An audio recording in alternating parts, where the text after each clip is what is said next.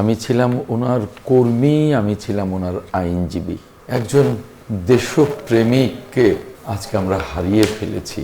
যেভাবে তিল তিল করে দলটাকে গড়ে তুলেছিলেন, তেমনি তিল তিল করে দেশটাকে গড়ে তুলবার চেষ্টা করেছিলেন। ম্যাডাম খালেদা জিয়া আমাদের অনুপ্রেরণা হয়ে থাকুন। বাংলাদেশের যে অবদান রেখেছেন, বাংলাদেশ চিরকাল ম্যাডাম খালেদা জিয়াকে মনে রাখবেন। আমার জন্যে আজকে কথা বলাটা অত্যন্ত কঠিন, কারণ আমি দেশনেত্রী ম্যাডাম খালেদা জিয়ার সাথে গত ৩০ বছর সম্পৃক্ত ছিলাম খুব ঘনিষ্ঠভাবে। আমি ছিলাম ওনার কর্মী, আমি ছিলাম ওনার আইনজীবী। আমার আবেগটা আজকে একটু অন্যরকম, তাই আমার জন্য কথা বলা কঠিন। আমি মনে করি বাংলাদেশের রাজনীতির এক মহাকাব্য, বাংলাদেশের রাজনীতির এক মহাকাল, বাংলাদেশের রাজনীতির এক মেধাবী মানুষ, বাংলাদেশের রাজনীতির একজন দেশপ্রেমিককে আজকে আমরা হারিয়ে ফেলেছি। ৪১ বছরে দেশনেত্রী ম্যাডাম খালেদা জিয়া যেভাবে তিল তিল করে দলটাকে গড়ে তুলেছিলেন, তেমনি তিল তিল করে দেশটাকে গড়ে তুলবার চেষ্টা করেছিলেন।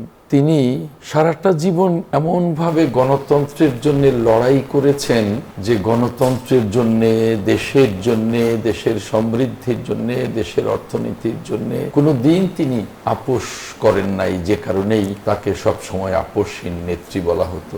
একজন নির্লোভ মানুষ ছিলেন ম্যাডাম খালেদা জিয়া, যে কারণে তিনি রাজনীতির যাত্রা শুরু করেছিলেন বেগম খালেদা জিয়া হিসেবে। আর তার রাজনীতির পথ পরিক্রমায় তিনি একসময় হয়ে উঠলেন আপোষহীন নেত্রী, একসময় হয়ে উঠলেন দেশনেত্রী, একসময় হয়ে উঠলেন গণতন্ত্রের মাতা, একসময় হয়ে উঠলেন এদেশের অভিভাবক, একজন মহান একজন নেত্রী, যাকে দল মত নির্বিশেষে যিনি সকলের শ্রদ্ধা, সকলের ভালোবাসা কুড়িয়েছেন। আজকে আমি বাংলাদেশ সরকারের মাননীয় প্রধান উপদেষ্টা সহ সরকারকে ধন্যবাদ জানাবো যে আমাদের মহান নেত্রীর জন্য ৩ দিনের রাষ্ট্রীয় শোক ঘোষণা করেছেন এবং একদিন সরকারি ছুটি ঘোষণা করেছেন। এবং আমাদের ওনার এই মহাপ্রয়াণে যেভাবে ওনাকে সমাহিত করা হবে, তার প্রায় সকল ব্যবস্থা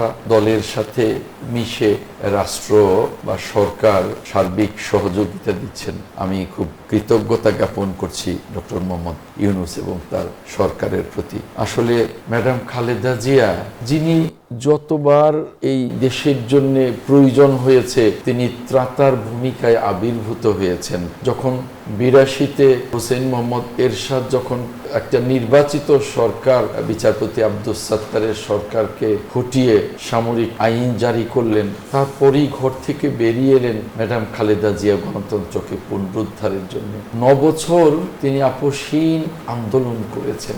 এই আপোষহীন আন্দোলনে তিনি এমনভাবে জনগণকে ঐক্যবদ্ধ করেছিলেন, এমনভাবে জাতিকে ঐক্যবদ্ধ করেছিলেন যে শেষ পর্যন্ত ৯০-এর সেই সফল গণ আন্দোলনে তিনি নেতৃত্ব দিয়েছিলেন এবং হোসেন মোহাম্মদ এরশাদ পদত্যাগ করতে বাধ্য হয়েছিলেন। জনগণ ম্যাডাম খালেদা জিয়াকে ভালোবেসেছিলেন।